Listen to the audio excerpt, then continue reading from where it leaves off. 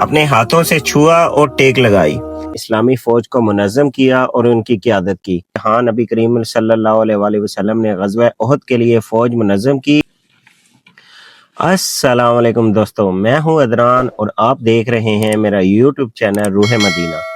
اور آج میں آپ کو زیارتوں کی سیریز میں جس بابرکت مقام کی زیارت کروانے لگا ہوں، اس کو کہتے ہیں مسجد درہ۔ مسجد درہ وہ مبارک مسجد ہے جہاں نبی کریم صلی اللہ علیہ وآلہ وسلم نے غزوہ احد کے لیے فوج منظم کی اور متعدد تاریخی واقعات رونما ہوئے۔ آئیے اس مبارک جگہ کی تاریخ اور اہمیت کو جانتے ہیں۔ اگر ہم اس مسجد کی لوکیشن کی بات کریں کہ یہ مبارک مسجد کہاں پہ واقع ہے، تو یہ مسجد جو ہے یہ مسجد نبوی اور شہدائے احد کے درمیان میں واقع ہے۔ جو پرانا شہدائے احد روڈ ہے نا، اس کے روڈ کے ساتھ ہی بالکل واقع ہے۔ یہ مسجد نبوی سے تقریباً 2.5 سے 3 کلومیٹر کے فاصلے پر اور جبل احد سے تقریباً 2 کلومیٹر کے فاصلے پر واقع ہے۔ یہ مقام تاریخی اور روحانی لحاظ سے بہت زیادہ اہم ہے، کیونکہ یہاں نبی کریم صلی اللہ علیہ وآلہ وسلم نے فوج کی قیادت اور انتظامات کیے۔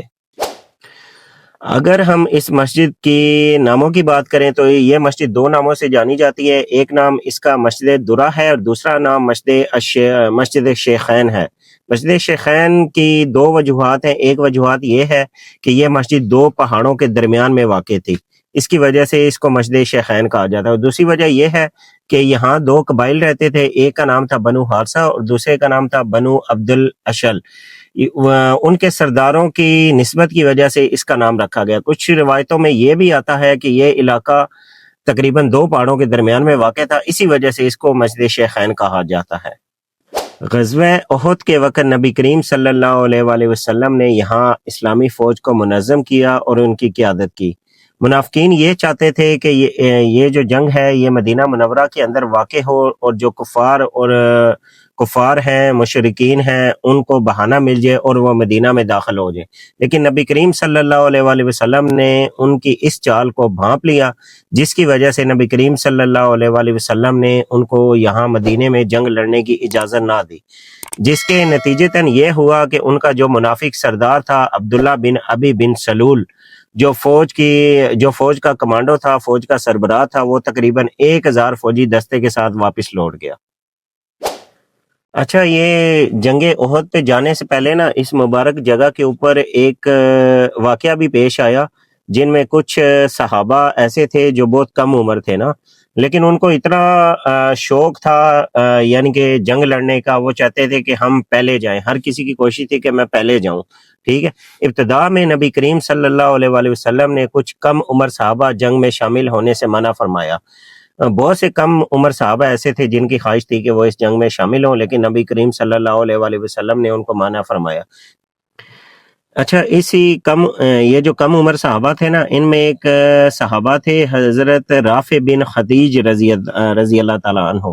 یہ ایسے صحابہ تھے جو کم عمر تھے، لیکن یہ تیر اندازی میں بڑی مہارت رکھتے تھے نا، تو وہ چاہتے تھے کہ میں بھی اس جنگ میں شامل ہوں، لیکن نبی کریم صلی اللہ علیہ وآلہ وسلم چونکہ انہوں نے ارشاد فرما دیا تھا کہ جو بھی کم عمر صحابہ ہوں گے وہ جنگ میں شرکت نہیں کریں گے، لیکن انہوں نے کیا کیا، انہوں نے اپنے والد کے ذریعے جو حضرت خدیج رضی اللہ تعالیٰ عنہ ہیں، ان کے ذریعے یہ ریکویسٹ کی نبی کریم صلی اللہ علیہ وآلہ وسلم کو کہ ان کو جنگ میں شمولیت اختیار کرنے کی اجازت دی جائے۔ تو پھر نبی کریم صلی اللہ علیہ وآلہ وسلم نے ان کی مہارت دیکھی، مہارت دیکھنے کے بعد انہوں نے نبی کریم صلی اللہ علیہ وآلہ وسلم نے انہیں جنگ میں شامل ہونے کی اجازت دے دی۔ اچھا، اس سارے منظر کو دیکھ کر نا، جب یہ سارا معاملہ چل رہا تھا تو وہاں پہ ایک صحابی تھے جن کا نام تھا حضرت سمرہ بن جندب رضی اللہ تعالیٰ عنہ۔ حضرت سمرہ بن جندب رضی اللہ تعالیٰ عنہ یہ بھی کم عمر صحابی تھے، تو یہ نبی کریم صلی اللہ علیہ وآلہ وسلم کے پاس تشریف لے کر گئے۔ ظاہری سی بات ہے، ان کا بھی دل کر رہا تھا جیسے سارے صحابہ کا کم عمر کا، کہ میں بھی جنگ میں جاؤں، میں بھی جاؤں، ہر کسی کی یہی خواہش تھی کہ میں بھی چلوں۔ تو یہ جو تھے نا صحابی، ان کا بھی دل کر رہا تھا کہ میں بھی جاؤں، تو انہوں نے نبی کریم صلی اللہ علیہ وآلہ وسلم سے عرض کی کہ وہ رافع بن خدیج رضی اللہ تعالیٰ عنہ جو ہے نا، ان سے زیادہ طاقتور ہیں اور ان کو لڑائی میں ہرا سکتے ہیں، ٹھیک ہے۔ پھر وہ نبی کریم صلی اللہ علیہ لڑائی مینس لائک جیسے کشتی ہوتی ہے نا، کشتی میں ہرا سکتے ہیں۔ تو کچھ جو واقعات ہیں ان میں یہ بھی ملتا ہے کہ وہ نبی کریم صلی اللہ علیہ وآلہ وسلم کے بعد جب انہوں نے یہ عرض کی تو نبی کریم صلی اللہ علیہ وسلم نے ان کی کشتی کروائی، کشتی میں وہ جیت گئے۔ تو نبی کریم صلی اللہ علیہ وسلم نے ان کی یہ مہارت دیکھتے ہوئے ان کو بھی جنگ میں شامل ہونے کی اجازت دے دی، لیکن جو رافع بن ختیج تھے جو جنگ وہ کشتی ہار گئے تھے، لیکن نبی کریم صلی اللہ علیہ وسلم نے ان کو بھی جنگ میں شامل ہونے کی اجازت دے دی، ان کی تیر اندازی میں مہارت ہونے کی وجہ سے۔ تو یوں دونوں صحابی جو تھے انہوں نے جنگ میں شمولیت اختیار کی۔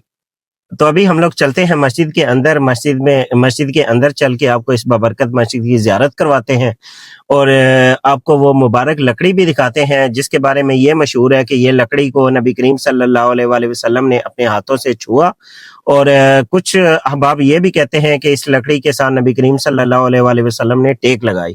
تو اس میں کتنی حقیقت ہے واللہ عالم، بٹ وہ جو لکڑی ہے وہ ابھی بھی انہوں نے دروازے کے اوپر لٹکائی ہوئی ہے ایسے چین لگا کے نا۔ تو میں اندر جاؤں گا، آپ کو اس لکڑی کی زیارت بھی کرواؤں گا اور دکھاؤں گا بھی، اور وہ مبارک مسجد کی بھی زیارت کرواؤں گا اندر سے، جس مبارک مسجد کے اندر نبی کریم صلی اللہ علیہ وسلم نے 3 نمازیں پڑھائیں، عصر، مغرب اور عشاء۔ تو چلیے چلتے ہیں، ویڈیو میں جڑے رہیے میرے ساتھ، تو آ جائیں۔ ابھی ہم لوگ مسجد دیرہ، مسجد شیخین کے اندر داخل ہو رہے ہیں۔ جیسے ہی انسان اس مبارک مسجد کے اندر قدم رکھتا ہے ایک عجیب سا سکون محسوس ہوتا ہے۔ یہ جگہ بہت سادہ ہے، کوئی زیادہ بناوٹ یا آرائش نہیں ہے، لیکن اس کی خاموشی اور فضا دل پر اثر کرتی ہے۔ یہ وہی مبارک مقام ہے جہاں نبی کریم صلی اللہ علیہ وسلم نے صحابہ کرام رضی اللہ عنہم کے ساتھ قیام فرمایا، اور جہاں اسلامی فوج کی تیاری اور نظم و ضبط کی یادیں وابستہ ہیں۔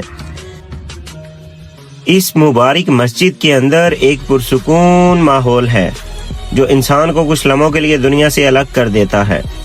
یہاں آ کر انسان خود بخود آہستہ بولنے لگتا ہے، اور دل چاہتا ہے کہ بس چند لمحے خاموشی میں گزارے اور اس دور کو یاد کرے کہ جب رسول کریم صلی اللہ علیہ وآلہ وسلم اور صحابہ کرام رضی اللہ تعالی عنہم اللہ کے دین کے لیے ہر قربانی دینے کو تیار تھے۔ اگر آپ یہاں آئیں تو میری یہ گزارش ہے آپ سے کہ چند لمحے خاموشی اختیار کریں، 2 نفل ادا کریں اور دل ہی دل میں درود اور دعا پڑھیں۔ اگر ہم اس مسجد کے موجودہ آرکیٹیکچر کی بات کریں تو یہ اس کا آرکیٹیکچر خلیفہ عمر بن عبدالعزیز کے دور کا بتایا جاتا ہے، اور اس دروازے کے اوپر یہ جو لکڑی جس کی آپ زیارت کر رہے ہیں، یہ مبارک لکڑی کے بارے میں کہا جاتا ہے کہ اس مبارک لکڑی کو نبی کریم صلی اللہ علیہ وسلم نے اپنے ہاتھوں سے چھوا اور ٹیک لگائی۔ تو دوستو یہ تھی مسجد الدرہ اور مسجد شیخین کی زیارت۔ یہ وہ مبارک مقام ہے جہاں نبی کریم صلی اللہ علیہ وسلم نے قیام فرمایا، اور جہاں غزوہ احد کی تیاری اور اسلامی لشکر کی تنظیم کا آغاز ہوا۔ اگر آپ کو میری یہ ویڈیو پسند آئی ہو تو برائے کرم اسے لائک کریں، میرے چینل کو سبسکرائب کریں اور اس ویڈیو کو زیادہ سے زیادہ لوگوں کے ساتھ شیئر کریں۔ اگر آپ کو یہاں دی گئی معلومات مفید اور اچھی لگی ہوں تو اسے دوسروں تک پہنچانا بھی صدقہ جاریہ بن سکتا ہے۔